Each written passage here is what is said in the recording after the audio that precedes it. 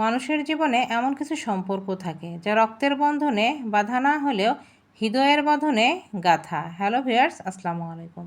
বন্ধুত্ব ঠিক তেমনই এক পবিত্র সম্পর্ক। যদি আপনার জীবনে এমন একজন বন্ধু থাকে যার কাছে আপনি নির্দ্বিধায় সব বলতে পারেন, তাহলে আপনি সত্যিই একজন ভাগ্যবান মানুষ। এ পৃথিবীতে সবাই আপনার সুখের সময় পাশে থাকবে, কিন্তু দুঃখের সময় যে বন্ধুটি চুপচাপ বসে আপনার কথা শুনবে, আপনার চোখের জলে নিজের মন ভিজিয়ে ফেলবে, সেই বন্ধুই প্রকৃত অর্থে আপনজন। বন্ধুত্ব মানে শুধু হাসি আনন্দ ভাগ করা নয়, বরং কষ্টের সময় নির্ভরতার এক নরম কাঁধ খুঁজে পাওয়া।